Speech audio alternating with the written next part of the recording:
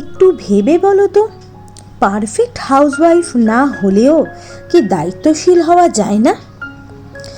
আজ আমি একটা অনেস্ট কোয়েশ্চেন রাখতে চাই।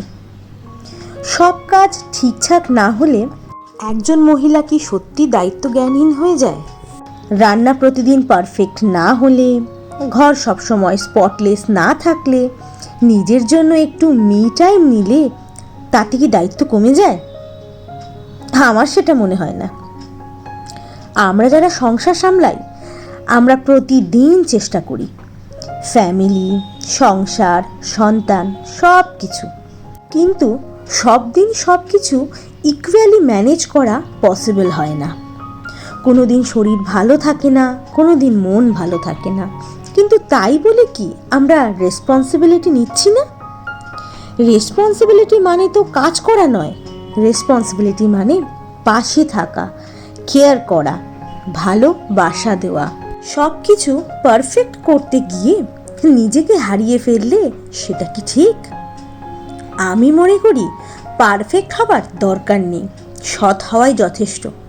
নিজের চেষ্টাটা থাকলেই অনেক। একজন হাউসওয়াইফ যদি নিজের মেন্টাল পিসটাকে গুরুত্ব দেয়, তাতে সে খারাপ হয় না, বরং সে আরও স্ট্রং হয়। কারণ ভেতর থেকে ভেঙে পড়া মানুষ বাইরে যতই হাসুক, সংসারটা ঠিকমতো ধরে রাখতে পারে না। নিজেকে একটু সময় দেওয়া, নিজের মন খারাপটা বোঝা, নিজের শরীরের যত্ন নেওয়া, এগুলো কোনো বিলাসিতা নয়, এগুলো দরকার। আমরা অনেক সময় ভাবি সবাইকে আগলে রাখতে হবে, নিজেকে একদম শেষে, কিন্তু একদম শেষে রাখতে রাখতেই কখন যেন নিজেকেই আমরা হারিয়ে ফেলি। একজন শান্ত, মেন্টালি স্ট্রং হাউসওয়াইফ সংসারের জন্য আশীর্বাদ, কারণ সে তখন রাগে নয়, অভিমান থেকে নয়, ভালোবাসা থেকে কাজ করে। তাই যদি কখনো মনে হয় I am not a perfect housewife, তাদের বলবো পারফেক্ট হওয়াটাই দায়িত্ব নয়, মন থেকে চেষ্টা করাটাই আসল। এই কথাটা যদি তোমার মনে লাগে, তাহলে বুঝবে তুমি একা নও। গুড মর্নিং, কেমন আছো তোমরা সবাই? আশা করি খুব ভালো আছো। প্রথমে বড়দের আমার প্রণাম, ছোটদের আমার অনেক ভালোবাসা। দেখো, তোমাদের সাথে কথা বলতে বলতে কত কাজ হয়ে গেল, আর এদিকে রান্নাও শুরু হয়ে গিয়েছে। আজ খুব শুক্তো খেতে ইচ্ছে করছে, তাই কৌশিককে বললাম বাজারে গিয়ে শুক্তোর যা সব সবজি আছে সব নিয়ে চলে আসো। আর আমাদের তিনজনের শুক্তো সবজিটা মানে শুক্তো পদটা খুব পছন্দের একটা পদ, তো তার জন্য কৌশিকেরও মনের মতো হয়েছে, তার জন্য ও গিয়ে সঙ্গে সঙ্গে গিয়ে শুক্তোর সব সবজি নিয়ে চলে আসলো।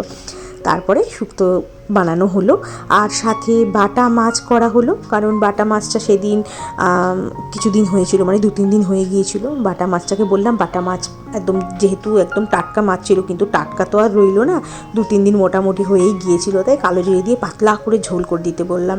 আর এই যে ধনে পাতাও দেবে। মাছগুলোকে বলেছি খুব একটা ভাজবে না, কারণ দেখো টাটকা মাছ বেশি ভাজলে না ভালো লাগে না, আর টাটকা বারবার টাটকাটা কোথা থেকে রইলো, তো ফ্রিজে রেখে তো বাসি করে ফেলেছি। তো এই দেখো শুক্তো মোটামুটি ডান, তবে দুধ ফুট দিতে বলিনি, কারণ কৌশিক দুধ দিয়ে শুক্তো একদম পছন্দ করে না, এমনি নর্মাল এরকম প্লেন সিম্পল শুক্তো হবে সেটাই পছন্দ। ঋষি আবার একদম বিয়েবাড়ির স্টাইলে, মানে অনুষ্ঠান বাড়ির স্টাইলে খেতেও খুব পছন্দ করে, তাই আমি বললাম একটু ঘি দিয়ে দাও। আর ঘি কথাটা বলতেও আস্তে আস্তে বলতে হয়েছিল, কারণ কৌশিক তো ঘরে অফিস করছিল তখন, যদি শুনতে পায় তাহলে আর খাবে না, ঘিও পছন্দ করে না, আর ওই গন্ধ, ঘিয়ের গন্ধ ওকে অন্যরকমভাবে ঠিক বুঝিয়ে নেওয়া যায়। তো আগে না দাঁড়াও, তোমাদের একটা মজার ঘটনা বলছি। আর এই যে এদিকে পরোটাও হচ্ছে টিফিনের জন্য, ফুলকপি আলু দিয়ে। বিয়ের পর যখন ব্যাঙ্গালোর চলে গেলাম, তখন গিয়েই তো দেখো দুজনকে জানতে পারলাম, পছন্দ অপছন্দ সব কিছুই। এবার একদিন বাজার থেকে আমরা, সামনেই আমাদের হ্যাল মার্কেট ছিল, যারা ব্যাঙ্গালোরে থাকো তারা জানো, হ্যাল মার্কেট ছিল, সেই হ্যাল মার্কেট থেকে বড় বড় গলদা চিংড়ি নিয়ে এসেছিলাম। এবার কৌশিকও তখন বলেছিল যে ঠিক আছে গলদা চিংড়ি ভালো লাগবে, নিয়ে নাও। এবার ও ভেবেছে আমি ঝাল করব, কিন্তু আমার মাথায় ছিল আমি গলদা চিংড়ির মালাইকারি করব, কারণ গলদা চিংড়ির মালাইকারি খেতে আমার খুব পছন্দ। আর আমি সব ডায়েরিতে না সব লিখে নিয়ে গিয়েছিলাম রেসিপিগুলো, কারণ দেখো সব সময় তো ফোন করে জিজ্ঞেস করা তো সম্ভব না, তাই তো ডায়েরিতে দেখে দেখে আমি রান্নাগুলোকে করতাম।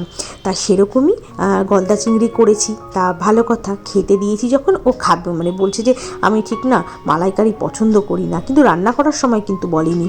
তা ঠিক আছে, তবু একটুখানি খেয়েছিল, কিন্তু তারপর থেকে আমি তো বুঝে গেলাম ও গলদা চিংড়ির মালাইকারি পছন্দ করে না, তা আর বিশেষ করে নারকেল জাতীয় কোনো খাবারও পছন্দ করে না। তারপর থেকে ওই ছোট্ট ম্যাগি, হ্যাঁ ম্যাগিরই তো যে নারকেলের দুধ পাওয়া যেত না, সেটাকে আমি লুকিয়ে ফ্রিজে রেখে দিতাম, আর যখন খেতে ইচ্ছা করতো করতাম। আর ওকে না বলতাম মালাইকারি খাওয়াতাম, কিন্তু ওকে বলতাম কি না না মালাইকারি নয়, এটা মাছের ঝালই করেছি, তুমি সেটাই খাও। ও না বুঝতেও পারতো না, ও কপা কপ খেয়ে নিত, আর বুঝতেই পারতো না টেস্ট। আর দেখো কুমড়ো ভাজা এগুলোতে একটু বেশ মিষ্টি মিষ্টি হলে ভালো লাগে, তা মানে কুমড়ো ভাজাটাই একটু মিষ্টি, কারণ আমরা মিষ্টি খেতে পছন্দ করি না খুব একটা, মানে তরকারিতে মিষ্টি, তা কুমড়ো ভাজাটা একটু মিষ্টি না হলে ভালো লাগতো না। তা কুমড়ো ভাজার মধ্যে ও বলেছিল না মিষ্টি ফিষ্টি দেবে না, রান্নায় ভালো লাগে না।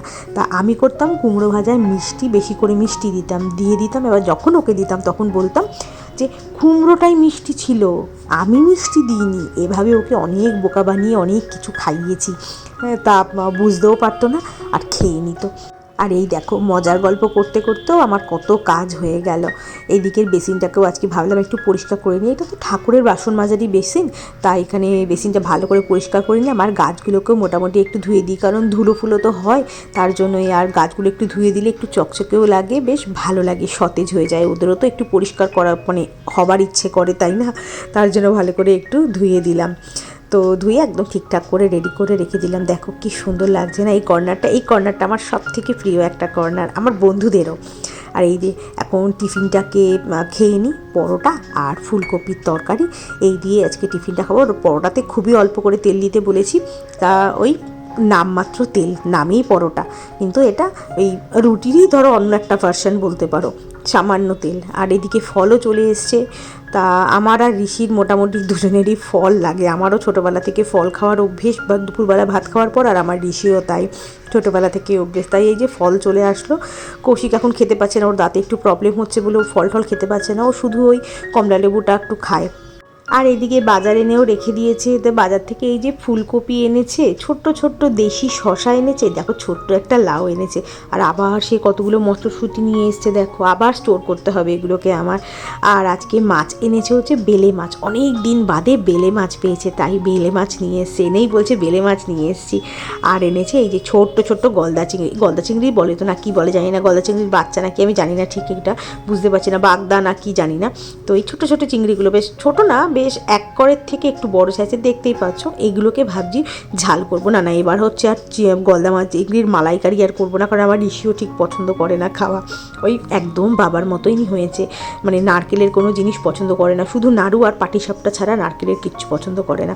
এই যে এখন একটু বাজারে যাচ্ছি, একটু দরকার আছে, কিছু জিনিসপত্র আনার আছে, তার জন্য বাজারে চলে যাই, গিয়ে দেখি ওগুলোকে নিয়ে আসি মোটামুটি। আর চলে আসতে হবে তাড়াতাড়ি, কারণ অনলাইনে না মানে ব্লিঙ্কিটে কিছু জিনিস অর্ডার দিয়েছি, ওগুলো আসলো বলে। তো দেখো বাইরে কি রোদ দেখেছো, এখনও বৈশাখ কি চৈত্র মাসই শুরু হলো না, কি রোদ বলার মতো না। আমি তো ছাতা ছাড়া মোটে চলতেই পারছি না, ছাতা ছাড়া গেলেই মানে মাথা যন্ত্রণা শুরু হয়ে যাবে। কিছুদিন আগেও মানে দুদিন আগেই আমি গিয়েছিলাম, ছাতা ছাড়া বুঝতে পারিনি ছাতা ছাড়া চলে গিয়েছি বাজারে, আর সঙ্গে সঙ্গে মাথা ধরে গেছে। তো আজকে এলাম না, এই ভুল আমি আর করবো না। আর বেরোনোর আগে কৌশিক সবসময় ওই বলে তুমি ছাতা নিয়ে যাও আর সানগ্লাস নিয়ে যাও। আর এই যে ব্লিঙ্কিট থেকে এগুলো অর্ডার করেছিলাম, এগুলো চলে এসছে। ওই তেলে অফার ছিল বলে তেলে একটা ড্রামই তুলে নিলাম, ড্রামই এখন তোলা হয়। সাদা তেল আছে, সাথে বিস্কুট আছে, ধূপকাঠি, মশলা, কর্নফ্লেক্স, বাটার, এইগুলোই মোটামুটি এসছে।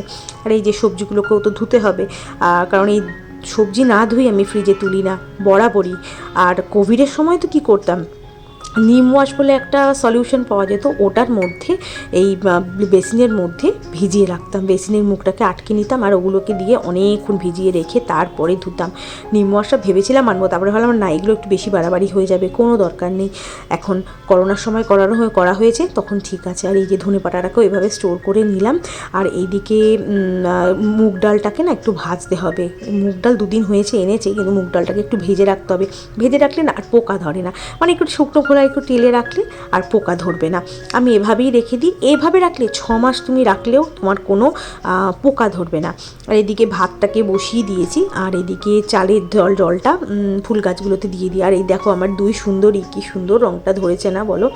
গরম পড়ছে তো এখন অনেক ফুল ধরবে। আর নয়নতারাটাকে তো কেটেই দিয়েছিলাম, এই ব্যালকনি নয়নতারা থাকে, তা ওই গাছটা মোটামুটি বাড়ছে, ঠিক আছে। আর এই দিকের হচ্ছে তারামণি তো বলে না, তরুলতাও রোজ আমাকে অনেক ফুল দিচ্ছে। গাছটা বেশ বড় হয়ে গেছে, 11টা গাছ উঠেছে, ভাবতে পারছো যখন হবে কত সুন্দর লাগবে দেখতে। আর ওই দেখো একটা ড্রাম শেষ হয়ে গেছে, তার জন্যই আর একটা অর্ডার করা হলো। ওটাকে ঢেলে রেখেছিলাম আর একটুখানি শুয়ে রেখেছি, বাকি তেলটা চলে আসবে সামনে। আর এদিকে ঋষির জলটাকেও ভরে রাখছি। আজকে ঋষির তো বলাই হয়নি, ঋষির আজকে জিওগ্রাফি এক্সাম, জিওগ্রাফি দিতে গেছে, অসুবিধা নেই কিছু, ওর এটা জিওগ্রাফিটা ও খুব পছন্দের একটা সাবজেক্ট ওর। তা ঠিক আছে, আজকে আমার কোনো টেনশন নেই। কালকেও হিন্দি আছে, হিন্দিতেও কোনো টেনশন নেই, টেনশনটা হচ্ছে হিস্ট্রিতে। ঋষির টিফিনে আজকে ফল দিয়ে দিয়েছি, ওই 3 রকম ফল দেখতেই পেলে প্রথমেই একদম, আঙুর, আপেল আর শসা। ওই বলল আমাকে ফ্রুট দিয়ে দাও, আমি ফ্রুট নিয়েই যাব, অনেকেই নিয়ে যায়। কাজকর্ম সব কিছু কমপ্লিট, কি রোদ উঠেছে, সব কিছু মোটামুটি হয়ে গেছে। আর এখন বাজে 12টায় 10 সবে। ঋষি 1:20 নাগাদ চলে আসবে, তো আজ ওর জিওগ্রাফি এক্সাম, তো বললামই তোমাদের আগে। তা ভাতটাকে বসিয়ে দিলাম, আর চাল ধোয়ার জলগুলো সব গাছগুলো তো দিয়ে দিলাম, সবগুলো তো হয় না, অল্প অল্প করে একটু করে দিয়ে দিই যে কটাতে হয়। বসে আমি হাঁপিয়ে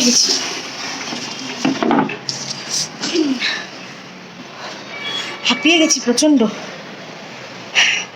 বসে একটু জল খাবো আগে, 1 বোতল ঢক করে জল খাবো, আর পারছি না।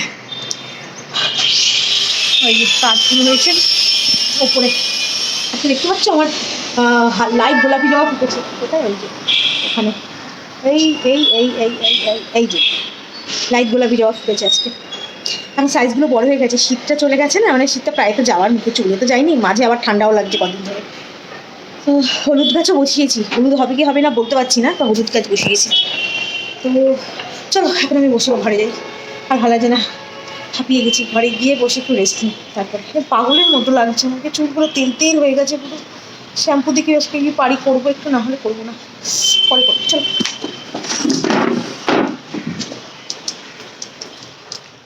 বিকেল হয়ে গেছে, মানে সন্ধে হয়ে গেছে, সন্ধে পুজো সব দেওয়া কমপ্লিট। এখন টিফিন করে দেওয়ার পালা। এই যে দুজন খাবে বলেছে, অমলেট আর এই বাটার দিয়ে টোস্ট করে দিয়েছি, আর এদিকে দুধটাও গরম করে রাখলাম।